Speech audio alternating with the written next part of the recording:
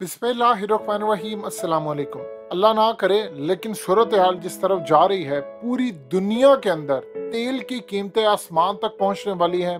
Gas के prices international सतह पर बिल्कुल आसमान पर जाने वाली हैं और हालात इस तरफ जा सकते हैं कि पूरी दुनिया के अंदर ग्लोबल सप्लाई चेन, फूड की जितनी भी चीज़ें हैं इंपोर्ट हो रही हैं, एक्सपोर्ट हो रही हैं, वो सब की सब मुतासिर हो सकती हैं।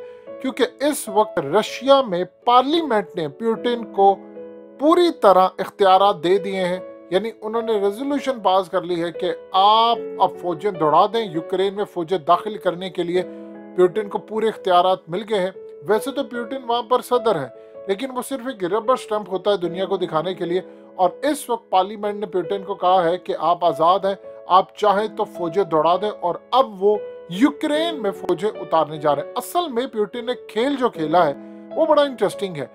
अब अमेरिका ने और यूरोप ने कहा था कि अगर यूक्रेन पर तुमने हमला किया, इस वीडियो की अहम डिस्कशन चलती रहेगी, लेकिन इससे पहले आप वीडियो को लाइक करें, हकीकत टीवी को सब्सक्राइब कर लें और बेल आइकन पर जरूर क्लिक करें। तो फिर या फौजें उतारी तो फिर उसके बाद हम भी फौजें चढ़ाई के लिए उतार देंगे, हमारे भी एयरफोर्स आ जाएगी और सब कुछ आ जाएगा।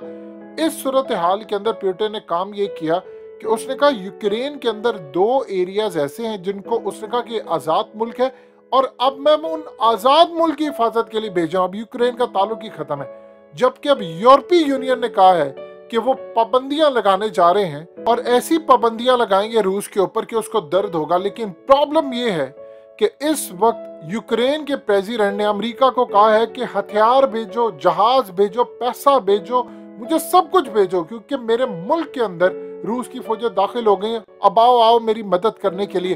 अगर अब मेरी मदद ना की तो कब करोगे? अब इस सूरत हाल के अंदर अमेरिका पाबंदियां आयद करने जा रहा है। देखिए, पुतिन ने सारी कैलकुलेशन पहले से करके रखी हुई थी। ना तो वो बेवकूफ लीडर है, ना उसको पता कहाँ तक जा सके। प्रॉब्लम सबसे बड़ी ये है कि 95% गैस जो इन्होंने गर्मियों में ली थी, अब वो सारी की सारी कंज्यूम हो चुकी है। यानी आप देख लें कि यूरोप के अंदर जितनी गैस उन्होंने रूस से ली, यूक्रेन से ली या दीगर जगहों से जो गैस लेते हैं वो इस्तेमाल कर लेते हैं। पहले वो समर में जाकर स्टोर करते हैं गर्मियों में और सर्दियों में यूज करते हैं और इस वक्त तक उनके पास गैस आ जाती है। अब प्रॉब्लम यह है कि वहां पर लड़ाई चल रही है।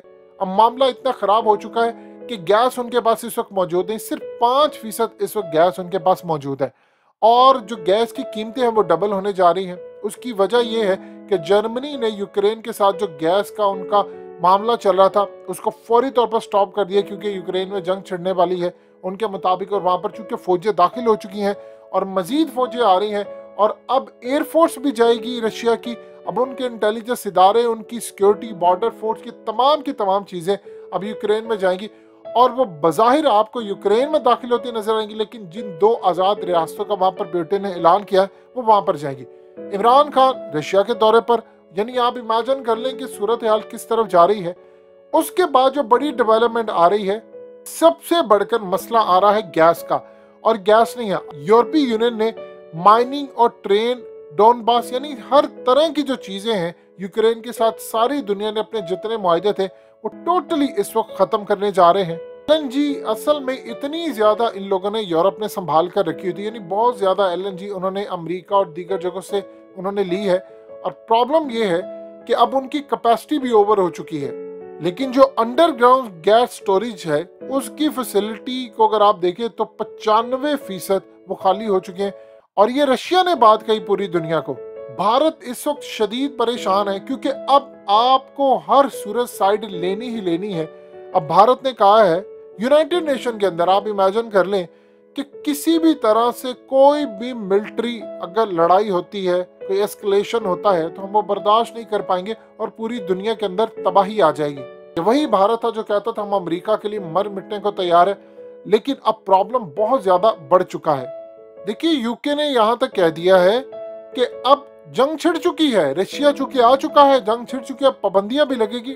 बाइडेन ने कहा था कि तुम पर ऐसी पाबंदियां लगाएंगे कि इस रुए जमीन पर ना कभी किसी ने ऐसी पाबंदियां देखी ना सोची होंगी। अब प्रॉब्लम यह है कि सारा यूरोप अगर रशिया पर पाबंदियां लगाता है और यूक्रेन से वो गैस लेते हैं तो वो कहां पर जाएंगे? अब आप देख लें कि कतर के ऊपर या ईरान या आप इन जगहों के ऊपर कितना रिलाई कर सकते हैं किस तरह आपको गैस मिलेगी और अचानक इतना ज्यादा अल्टरनेट जो मामला है वो कहां पर जाएगा। आप देख लें, इनकी इंडस्ट्री ठप हो सकती है, इनका कारोबार ठप हो सकता है, पूरी मईशत ठप हो सकती है। और प्रॉब्लम सबसे बड़ी इस वक्त ये है कि तेल की कीमतें $100 बैरल पर पहुंच चुकी हैं, जो खतरनाक सूरत हाल पैदा हो गई है कि अगर जरा सी भी इन्होंने लड़ाई की शुरुआत की तो ये $150 बैरल पर चली जाएगी।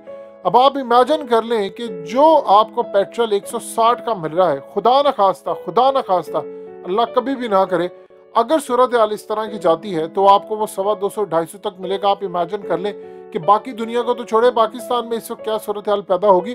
पाकिस्तान, इंडिया, पूरे खत्ते के अंदर तबाही किस लेवल की होगी। इवन कि आप एयरलाइंस के टिकट देखें, वो आसमान पर चले जाएंगे, फूड महंगा हो जाएगा, सप्लाई चेन का किसी को पता नहीं होगा कि क्या होने जा रहा है। ये दुनिया ग्लोबल विलेज जब बनी है तो फिर याद रखिएगा एक चीज का दूसरे पर असर भी रहता है। आप इमेजिन कर लें कि तकरीबन 2 साल पीछे आप चले जाएं तो 2 साल पहले की प्राइसेस क्या थी, -$37 और तकरीबन $10 बैरल जो हम लेते हैं। अब आप इमेजिन कर लें, जीरो से भी नीचे चली गई थी और अब आप कीमतें देख लें कि $100 बैरल। उसमें सबसे ज्यादा अगर किसी को फायदा पहुंचा था तो वो चाइना को पहुंचा था, जिन्होंने 6 महीने का बैलेंस स्टोरेज किया, फिर 8 महीने का, और जब इनको पता चला कि क्राइसिस बढ़ने वाला है यूक्रेन का और ये वो, तो उन्होंने रशिया से बहुत ज्यादा तेल लेकर स्टोर कर लिया। अब आप देखिए कि चाइना जैसी कंट्री जिनके पास 7 से 8 महीने या 1 साल तक की भी स्टोरेज होती है, अमेरिका के पास 3 साल तक की स्टोरेज होती है तेल की। आप इमेजिन कर लें कि पूरी दुनिया में अगर जंग छिड़ जाती है तो पाकिस्तान के पास कितनी देर का तेल है। यानी हमने इतना बड़ा लैंड है, आप बलूचिस्तान में जाकर देखें, इतना बड़ा लैंड है। यही सहरा अगर आप देखें दुबई के अंदर, उन्होंने दुबई को फर्श से अर्श तक पहुंचा दिया है। यानी वो चीज बना दी है जो दुनिया के तस्वर में भी नहीं आ सकती थी। सारे का सारा सहरा उन्होंने इस वक्त इंफ्रास्ट्रक्चर से बना दिया, पूरी तरह उसको तब्दील कर दिया। और अब वो नई डेवलपमेंट करने जा रहे हैं कि बाकी जितना सहरा रह गया उसको ग्रीनरी में कन्वर्ट करने जा रहे हैं। कह रहे क्लाइमेट चेंज का मसला है। आप इमेजिन कर लें कि हमारे पास थर से लेकर बलूचिस्तान इतना इलाका हम बना नहीं सके, हमने अपनी सिक्योरिटी नहीं की क्योंकि हम लोग मुखलिस ही नहीं है अपने मुल्क के साथ। इवन कि आप देख लें कि शाम के अंदर बशार अल असद ने पुतिन को बैक किया, उसने कहा कि आप जो फैसला आपने किया हम आपके साथ खड़े हैं। चाइना ओपनली बहुत बड़े लेवल पर तो सपोर्ट नहीं कर रहा, लेकिन जाहिर सी बात है रशिया का जो भी फैसला होगा वो उसमें सपोर्ट करेंगे क्योंकि अमेरिका और पूरी ताकतें उधर है। भारत को समझ नहीं आ रही, लेकिन अगले कुछ अरसे में उसको भी पोजीशन लेनी है। दूसरी बात यह है कि रशिया ने और बेलारूस ने, इन्होंने यूक्रेन के अंदर जो ड्रिल्स किए थे, अब उन्होंने अपनी फौजें वहां पर भेजना, अब एयरफोर्स आ रही है। अब आप देख लें कि यूक्रेन के जो प्रेसिडेंट है वो ओपनली कह रहे हैं कि आप हमें हथियार दें, हमें एयरफोर्स दें, हमारी मदद करें आकर, क्योंकि तबाही अब हमारे दरवाजे पर आकर खड़ी हो गई है। लिहाजा इस सूरत हाल में आप देख लें दुनिया का जो मामला है वो किस जानिब जा रहा है। आज देख लीजिए कि मार्केट्स, पूरी एशिया की स्टॉक मार्केट्स क्रैश कर गई हैं। जरा सी एक गोली चलती है और अगर अमेरिका ऐलान कर देता है कि हम ये करने जा रहे हैं, इमरान खान वहां पर पहुंच रहे हैं, हमारे कुछ मुआहदे होने थे, अब हो सकता है मुआहदे ओपनली बताए ना क्योंकि वो पाबंदी आयद करने जा रहे हैं।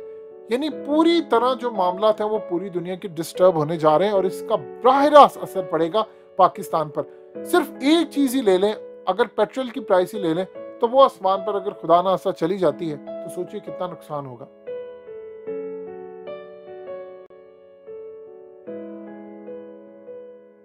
हकीकत टीवी को सब्सक्राइब करना मत भूलें, वीडियो को लाइक करें, शेयर करें और कमेंट सेक्शन में अपनी राय का इजहार जरूर करें।